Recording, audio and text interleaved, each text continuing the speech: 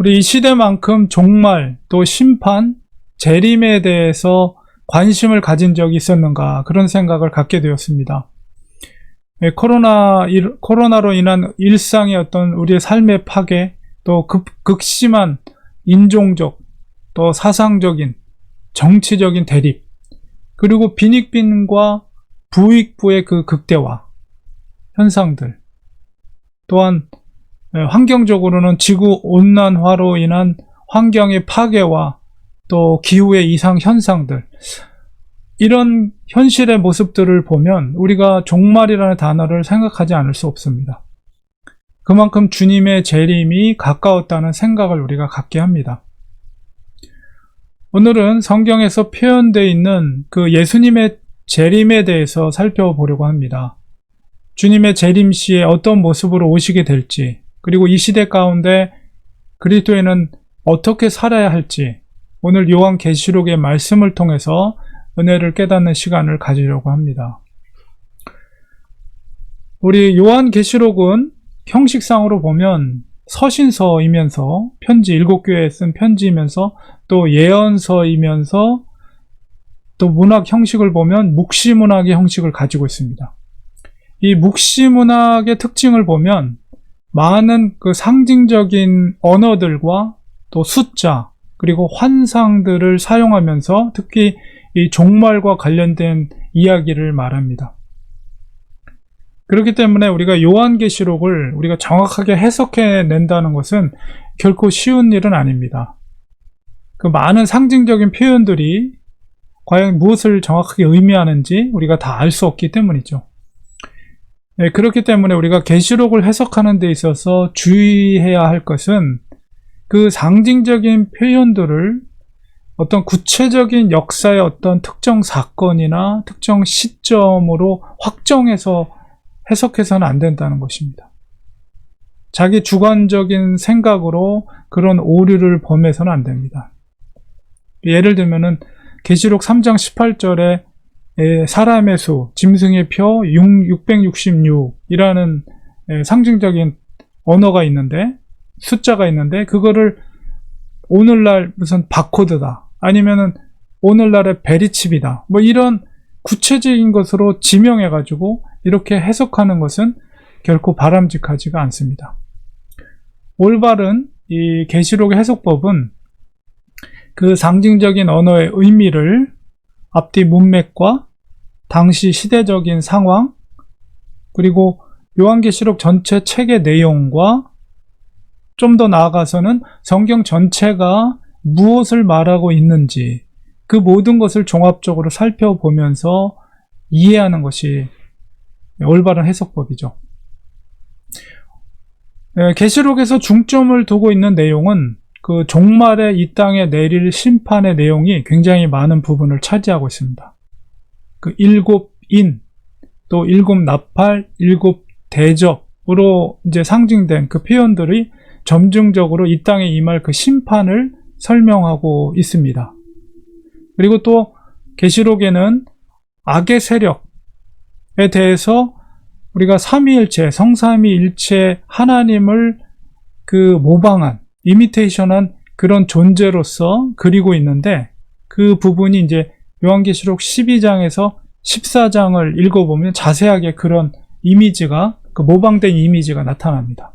그래서 성부에 해당되는 그 이미지가 붉은 용, 붉은 용이 바로 사탄의 우두머리를 말하고, 또 바다에서 올라온 짐승이라고 표현된 것이 바로 적그리스도입니다. 그리고 땅에서 올라온 짐승이라고 표현된 것이 바로 그들을 추종하는 악한 선지자들을 말합니다. 이 악한 세력들이 그 본문 속의 14장에 보면 그들이 얼마나 종말에 대단한 영향력으로 교회를 핍박하게 될지를 나타내고 있습니다. 특히나 이 거짓 선지자, 땅에서 올라온 짐승이라고 표현되어 있는 거짓 선지자들은 기적들을 행합니다. 그래서 많은 사람들을 미혹해 하고요. 마지막 종말의 때 사탄이 그런 일들을 행하게 될 텐데, 그들은 모습이 어린 양의 모습을 띠고 있지만 그들의 목소리는 용의 목소리다. 이렇게 설명하고 있어요. 성경은.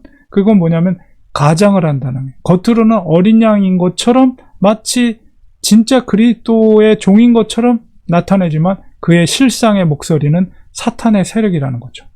그래서 이것이 구체적으로 종말에 많은 거짓 선자들이 큰 능력과 기적을 행하면서 많은 사람들이 그 능력을 보고 두려움 가운데서 추종하게 되고 심지어는 거기에 자기의 모든 재산을 다 갖다가 바치고 그들을 섬기게 될 것이다라는 것. 이런 현상들이 오늘날에도 얼마든지 찾아볼 수 있는 현상들입니다. 그러나 주님께서 재림하실 때에 그 사탄의 정체, 특히나 적그리스도가 누구인지에 대한 정체가 명확하게 드러나게 될 것입니다. 그리고 그들을 따르던 무리들도 결국 심판을 받게 될 것입니다.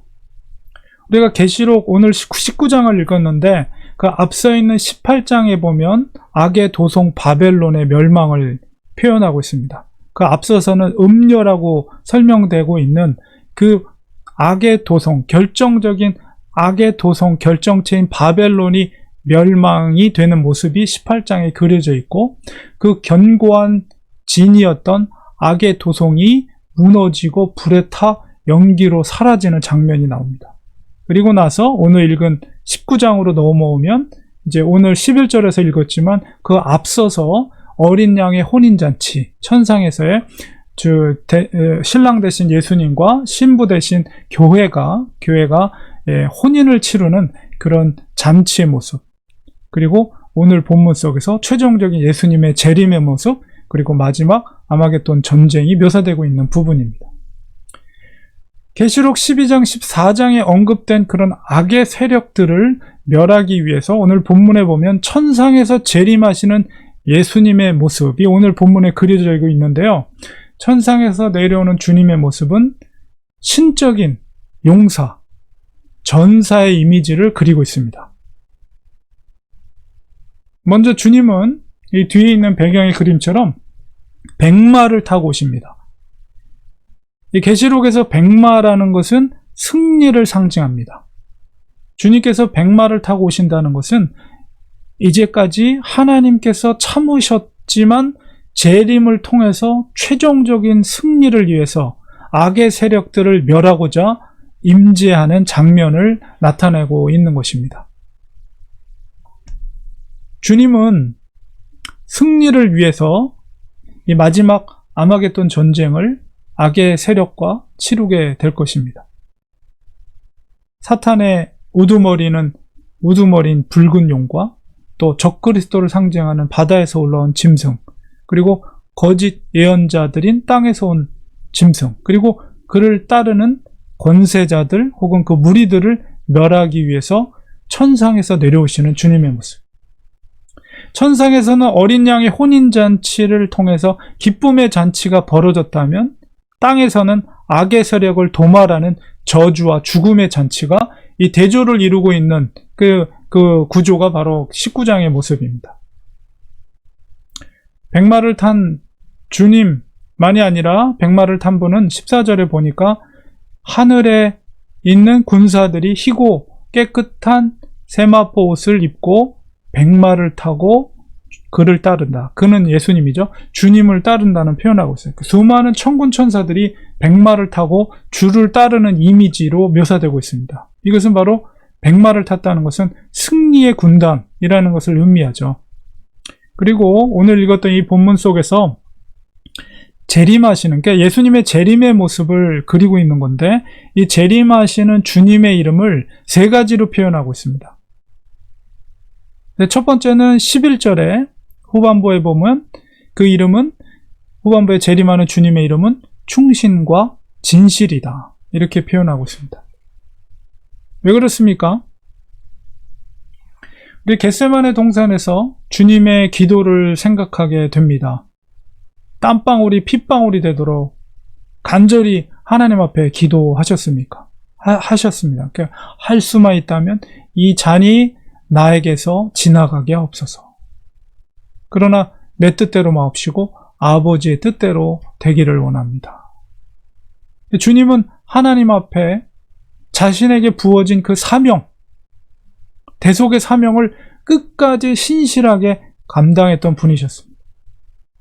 주님은 십자가에 죽기까지 충성을 하였습니다. 그리고 또한 주님은 진리셨죠. 사도 요한은 진리가 너희를 자유케 하리라 선포했는데, 그게 무슨 말입니까? 진리, 바로 주님께서 우리를 죄에서 자유케 하셨다는 의미죠. 그러므로 주님은 진리 자체입니다. 주님의 이 이름 속에서 우리도 주님의 그런 충성과 진실을 닮은 주의 제자들이 되기를 원합니다. 주님 앞에 정말 충성스러운 일꾼이 되기를 소망합니다. 주님 앞에 충성된 일꾼은 어떤 풍랑과 역경 앞에서도 흔들림이 없는 사람들입니다. 상황에 따라 이랬다 저랬다 하는 사람들이 아닙니다. 항상 주님을 닮아 충성되고 진실된 일꾼이 되는 것입니다. 어떤 시험이 몰려와도 요동하지 마시기 바랍니다. 우리의 대장 대신 주를 따르는 백마를 탄 하얀 세마포를 입은 그런 하나님의 용사들이 되시기를 바랍니다. 두 번째로 주님의 재림하신 예수님의 이름은 13절에 보면 바로 그 이름은 바로 피 뿌린 옷을 입은 하나님의 말씀이라 칭하더라, 이렇게 말하고 있습니다. 여기서 피 뿌린 옷의 의미를 이제 보통 학자들이 세 가지로 해석을 합니다. 첫 번째는 어린 양의 대속의 피를, 붉은 옷을 입고 계신 예수님에 대해서 그 피 뿌린 옷이라는 것은 어린 양의 대속의 피를 의미한다. 두 번째는 그 무죄한, 인류 역사 속의 무죄한 순교자들의 피를 의미한다. 세 번째는 바로 죽음을 맞게 될 대적의 피를 상징한다. 이렇게 표현하는데, 물론 어떤 관점으로 보냐에 따라서 약간씩은 의미가 달라질 수 있지만은, 우리가 전체적으로 크게 보면 심판의 주라는 것에 이제 의미가 모아집니다. 그거를 어린 양의 대속의 피 혹은 그 순교자의 피라고 했을 때, 결국은 그 무죄한 주님의 피 혹은 순교자의 피에 대한 그 생명의 대가를 심판으로 찾아오시는 그 예수님의 어떤 이미지로서의 그 피 뿌린 옷으로 우리가 이해할 수 있기 때문에 그렇습니다. 그리고 예수님을, 재림하는 주님을 하나님의 말씀이다 이렇게 하고 표현하고 있는데, 우리가 요한복음 1장 1절에 보면 태초에 말씀이 계시니라, 로고스죠. 이 말씀이 하나님과 함께 계셨으니 이 말씀은 곧 하나님이시니라, 이렇게 시작이 되거든요. 거기서 하나님 말씀이고 그게 하나님이다. 그리고 그 밑으로 내려가면 그 말씀이 육신이 되신 분으로 그리스도를 묘사하고 있는 거예요. 그거는 바로 예수님의 초림 때의 모습을 표현하고 있는 것이라면, 오늘 계시록에 있는 말씀은 단순한 그 재림해 주는 단순한 말씀이 아니라 그 피 뿌린 옷을 입은 하나님의 말씀이다 이렇게 기록하는 것은 바로 그 피에 대한 심판을 위해서 임재하시는 주님의 그런 재림의 모습을 말하고 있는 거예요. 그러니까 초림 때와의 그 이미지와 그 사명이 다른 주님을 그리고 있다라고 볼 수가 있습니다. 주님의 재림은 정말 주님을 위해서 피를 흘린 자들에게 결코 두려운 사건이 아닙니다. 주를 위해 희생되고 피 흘리기까지 믿음을 지킨 사람들에게 이 재림이라는 것은 그 희생을 보상해주는 사건이다. 그러니까 이 땅에서 주를 위해 죽기까지 충성했던 제자들에게 주님은 친히 그 피 뿌린 옷을 입으시고 임하셔서 그 피의 대가를 원수들에게서 받아내실 것이라는 것. 12절에 보면 그 눈은 불꽃 같다 라는 그 이미지 속에서 주님의 그 맹렬하신 의지를 우리가 읽을 수가 있습니다. 하나님의 말씀은 1.1하게도 땅에 떨어지지 않습니다. 그러니까 사무엘 시대에 하나님의 말씀이 희귀했다 이렇게 표현되어 있는데요. 그 하나님의 말씀이 어린 사무엘에게 임했고 그 말씀이 하나도 땅에 떨어지지 않았다라고 표현했는데, 그 의미는 바로 사무엘에게 임한 하나님의 말씀은 정확하게 성취되었다는 것입니다. 이와 같이 약속의 말씀은 반드시 성취됩니다. 주님은 다시 오신다고 약속하셨어요. 이 언약은 반드시 성취될 것입니다. 주님 반드시 다시 오십니다. 도적같이 그때가 임할 것입니다. 우리는 항상 깨어 있어야 합니다. 주님께서 오늘 밤에 오시더라도 우리는 기쁘게 맞이할 수 있는 그런 영적인 준비 태세를 갖추고 있어야 합니다. 제가 얼마 전에 교양 프로그램 중에 제가 즐겨보는 프로가 꼬리에 꼬리를 무는 그날 이야기라는 프로가 있습니다. 근데 거기서 이제 몇 주 전에 어떤 주제를 다뤘냐면, 여러분도 기억나실 거예요. 92년도 10월 28일 날 이장님이라는 사람의 다미 선교회에서 휴거에 대해서 한국이 그 당시에 떠들썩했었습니다. 저도 아주 기억이 생생한데, 그 휴거에 대한 다큐멘터리를 만들었습니다. 근데 거기서 제가 정말 인상적인 인터뷰하는 것을 보았는데, 뭐냐면, 92년도에 다미 선교에 심취했던 중년의 여성을 인터뷰한, 그러니까 어떻게 이제 취재진이 찾아갔는지 모르지만 그 여자분을 찾아서 그분을 인터뷰하는 내용 속에 어떤 이야기를 하냐면, 그 당시를 회고하면서 물론 잘못을 인정을 하지만은 이렇게 고백했습니다. 그때가 정말 좋았습니다. 모두가 불편해도 아무도 원망하는 사람이 없었습니다. 그러면서 마치 그분의 모습 속에, 물론 이제 변조되고 얼굴은 잘 보이지는 않았지만은 그 모습 속에서 마치 좋은 추억을 기억하는 사람처럼 그렇게 말하는 거였어요. 저는 굉장히 인상적으로 그 모습을 봤는데요. 그러니까 예수님의 재림이라는 그런 큰 이슈 앞에 다른 문제들은 문제로 여기지 않았던 그 당시의 어떤 분위기를 그렇게 표현하는 것 같았습니다. 저는 그걸 보면 생각했어요.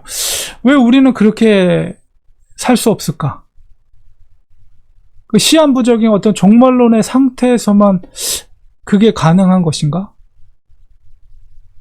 우리가 만약 하루하루를 마지막이라고 생각하면서 살아간다면 쓸데없는 걱정이나 근심들 내려놓고 조금 더 본질적이고 중요한 일들에 우리가 집중하게 되지 않을까, 그런 생각을 해봤어요.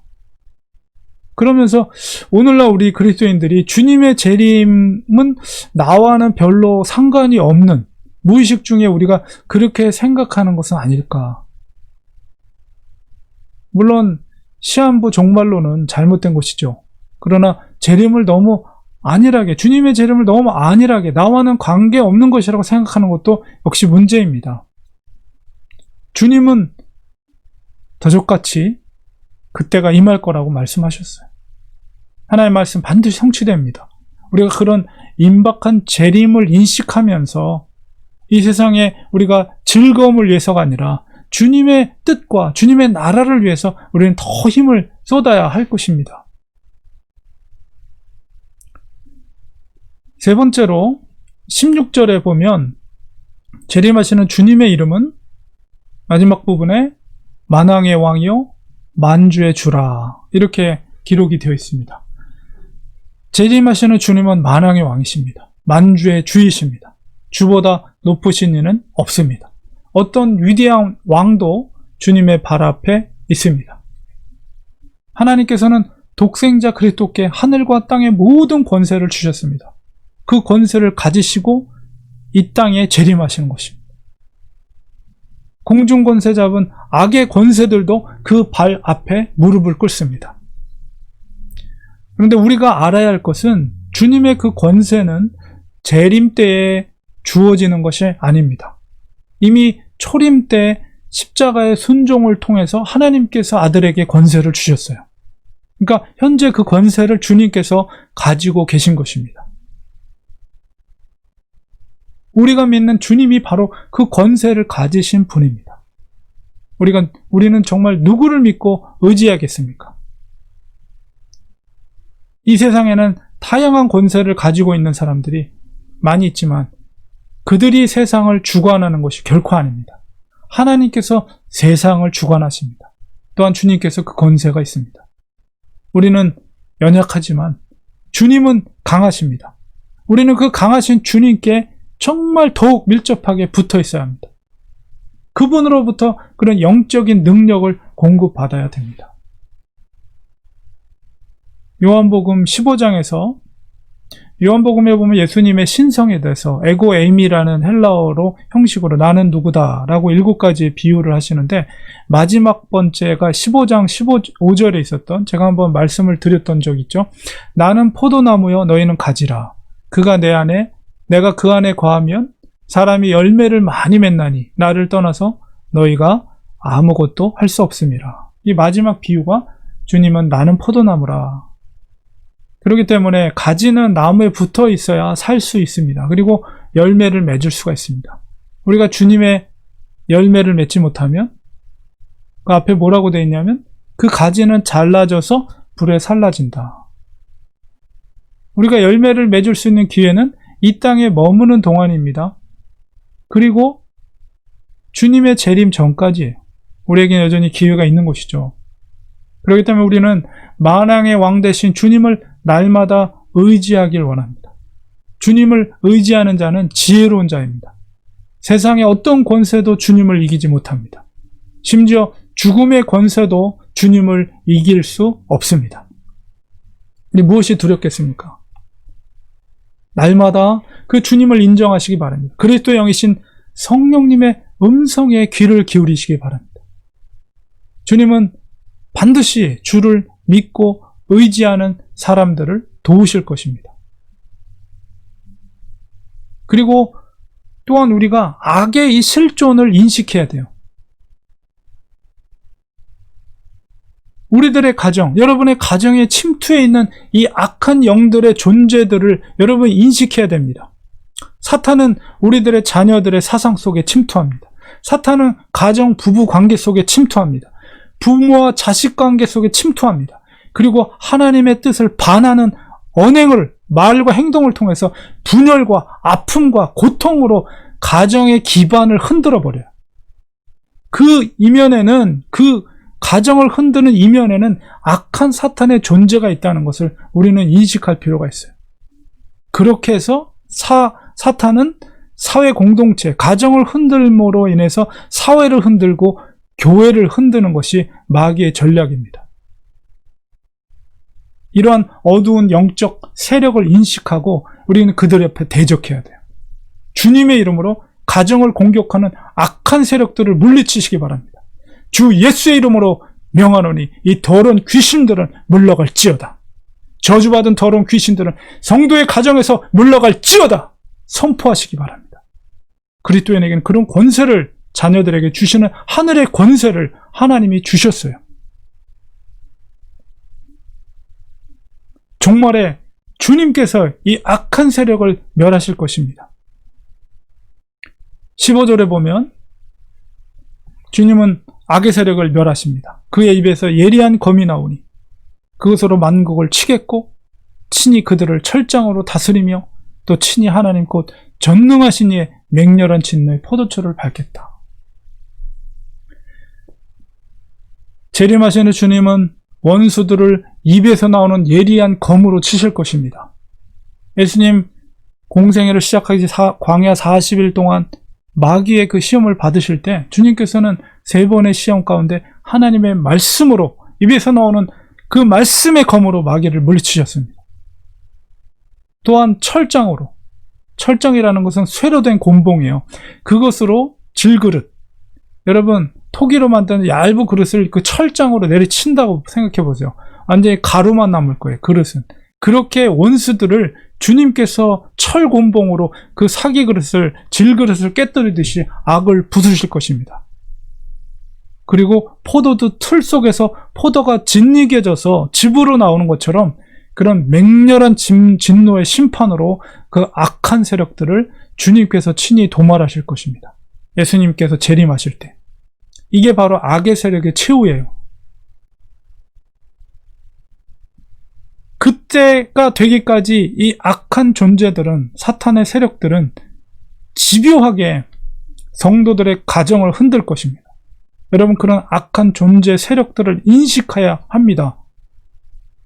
사람을 미워하고 사람을 싫어하는 게 아니라 그 이면 가운데 가정을 흔드는 악한 사탄의 세력들, 영적인 그런 악한 세력들이 마지막 발악을 하고 있는 거예요. 그렇기 때문에 그것을 직시하시고 권능의 이름이신 예수 그리스도의 이름으로 그 악한 사탄의 세력들, 귀신들을 쫓아내야 됩니다. 여러분의 가정에서 쫓아내십시오. 자녀들의 그 사상을 오염시키는 그 악한 세력들을 예수의 이름으로 쫓아내십시오. 기도의 능력으로, 하나님의 말씀으로 대적하여서 그들을 쫓아내야 됩니다. 그리고 마지막 예수님의 재림의 때 그 악한 세력을 최종적으로 그들을 심판하게 하실 것입니다.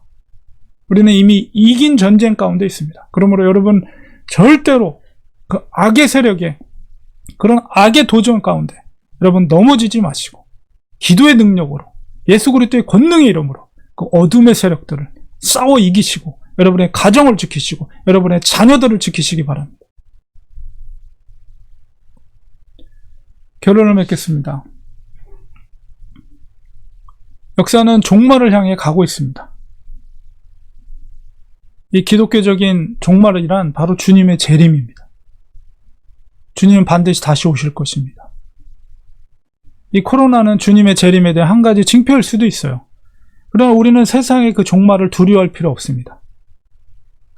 그것은 하나님의 백성을 향한 하나님의 언약의 성취이기 때문입니다.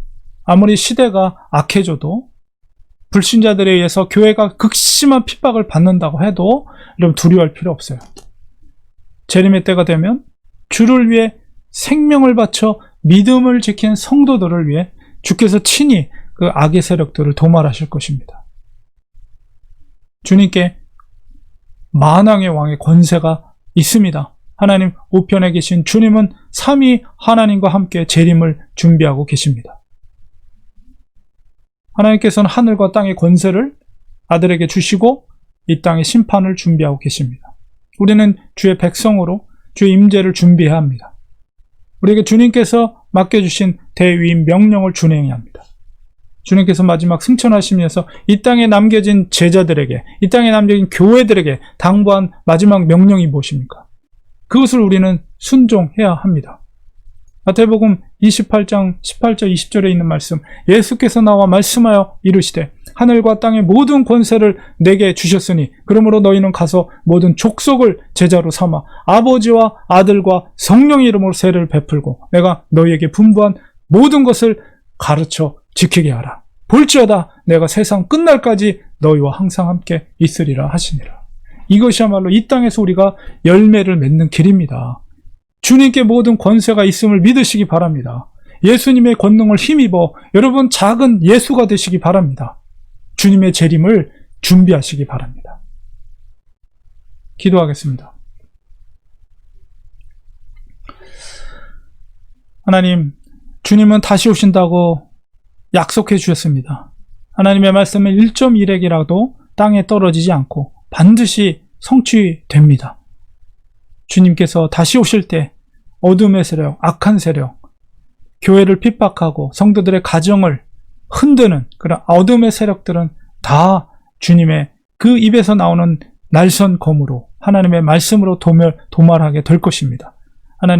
하나님의 예수 그리스도의 권능의 이름을 힘입어서 이 땅에 사는 동안 그 어둠의 세력들을 직시하고 그들을 대적하여 승리할 수 있는 믿음의 용사들이 될 수 있도록 도와주시옵시고 예수님의 재림을 우리가 항상 마음판에 새기며 주님이 언제 임재하실지라도 준비된 자로서 아버지 영적으로 깨어있는 저희들이 되게 하여 주시옵시고 이 땅에 소망을 두지 않고 이 세상의 즐거움을 사는 인생이 아니라 하나님을 바라보며 천국을 바라보며 예수님의 재림을 의지하며 주 앞에 설 것을 바라보며 하나님의 나라, 하나님의 뜻을 위해서 살아갈 수 있는 인생이 되게 하여 주시옵소서. 우리가 나무에 붙어있지 않는 가지는 열매를 맺을 수가 없습니다. 살아갈 수 없습니다. 하나님과 매일매일 순간순간마다 밀접하게 붙어서 주님으로부터 영적인 양분을 공급받게 하고 열매를 맺을 수 있는 이 땅의 삶을 살게 도와주시옵소서. 천상을 바라보며 천국을 바라보며 사는 우리들이 되게 하여 주시옵소서. 영적인 능력을 날마다 말씀과 기도로서 날카롭게 준비해서 어둠의 세력들을 쳐서 물리칠 수 있는 하나님의 사람들 되게 하여 주시옵소서. 예수님의 이름으로 간절히 기도리옵나이다. 아멘.